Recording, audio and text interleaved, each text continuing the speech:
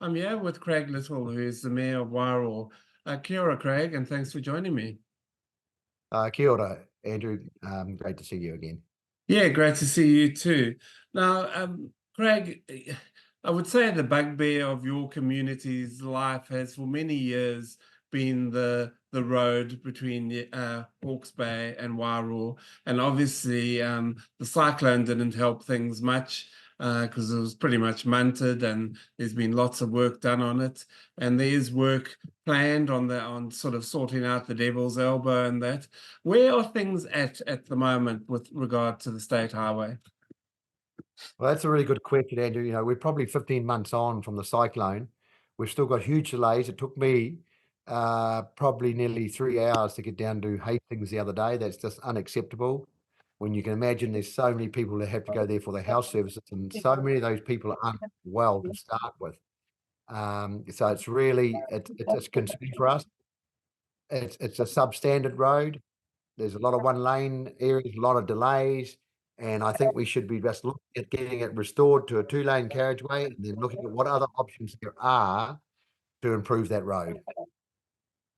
And what are some of the options that you think are viable? Well, Cyclone Gabriel really demonstrated that corridor probably isn't the best place to go. It closes at the whiff of a smell of a rainfall, I could say. Yeah. And we need to go somewhere that's more sustainable, more resilient, but resilient for 50 to 100 years, I would say 100 years, and we don't want to be patching it up like we are, and that's what we seem to get the whole time. Yeah. And what would you suggest? What route is there that's a straighter route and maybe cuts down travel time as well? Yeah, well, you've got the railway, and like admittedly, I've been overseas recently, and the railway are a big part of what they do overseas. We need to look at that, but honestly, we need to look at ourselves. If Gisborne isn't to Wairoa's not going to open, maybe Wairoa to Napier is not sustainable. Let's have a road that can handle trucks and that with passing lanes and lots of them, and look at using the rail corridor as an option. But let's get serious on this. We just seem to be going round and round in circles, and I was surprised that Trek's out there wanting to know from the community what we want. Well, they bloody know what we want. A good road to help our people. But it's not only Wairoa, it's Kirrafti, Gisborne as well. It's an economic lifeline to the region.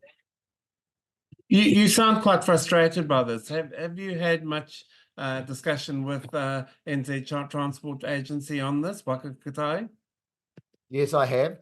Trek seems to be somehow have got themselves in a position that they don't seem to be answerable to too many people. Now, Trek is a new transport recovery East Coast. And so I did allude Minister Simeon Brown, the Transport Minister, early in the piece, not long after they came through as the new government. So I'm just now following up with that and telling some facts. So if half of what you hear is true, we have real concerns. Yeah. It just seems to be a gross waste of money. Yeah, because there has been talk about improving the road and getting rid of Devil's Elbow, because as you say, that seems to be the big sort of sticking point, really. Yeah, it is, but not much is happening. And even like the cost escalations, I think we need to get everything just about and peer reviewed. And when you do that, then it's going to cost more. But I don't know where they're coming up with the cost. I think Waikari Gorge, from memory, was about 28 million to do, or 20 to 28. They're now saying to do the other bypass over the Waikari Gorge that was put a Reno, gosh, I can't think of the name. I think it was short Wairoa Gorge.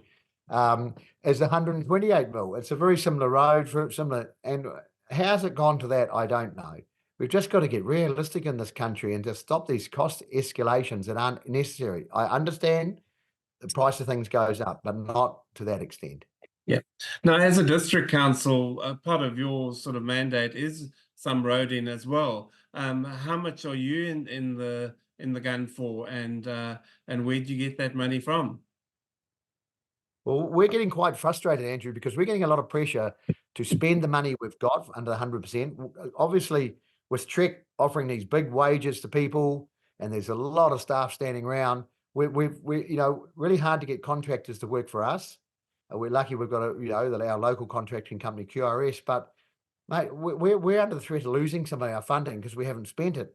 Yet we haven't spent it because we're doing it wisely and in a timely manner that works. And when we look over the fence on the state highway, and they're just splashing money left, right, and centre, and it's just not right. We need to have, we have to, everything has to be done through a process, through procurement, through through the local laws of the country, and it just seems we've got one for one and not for the other. You mentioned that you've spoken to Simeon Brown, the Transport Minister, early in the piece. Are you going to be petitioning him again and trying to get him to understand what the situation is? 100%. We're just working on a bit of a briefing paper on it at the moment, and just obviously they've got a new chair with Simon Bridges in the NZTA, Yeah, so he needs to be aware. And I'm talking on behalf of from Gisborne way down to Hawke's Bay. It's slowed the process down. It's put another level of bureaucracy in by creating Trek. And I believe the differences from Kaikoura to the roads up here. The roads are now open, so we don't have to. We haven't got all the time in the world like you had in Kaikoura where you had no traffic.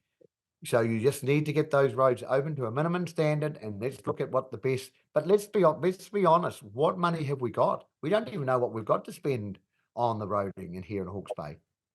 yeah, because it's I mean, this is literally your economy we're talking about, because the transport and that, and big trucks coming through, and that is a lifeline to your community.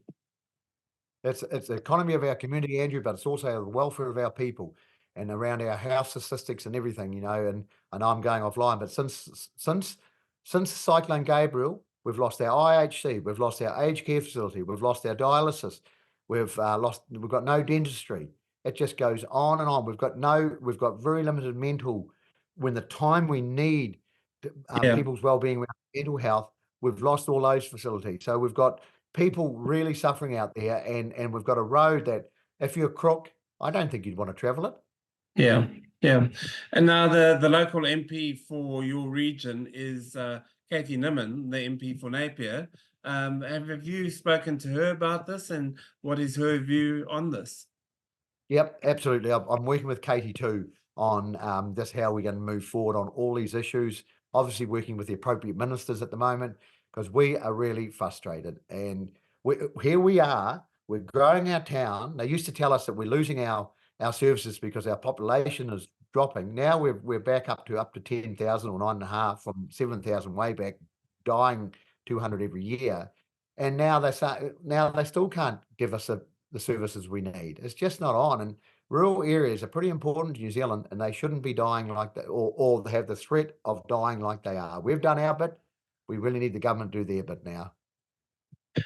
Craig Little, well, we wish you well in the future and that, and we will be following up with the different agencies and the government about what they're doing for Wairoa and for that road, and all the best in the future. Yep, namahi nui there, Andrew, and all the best.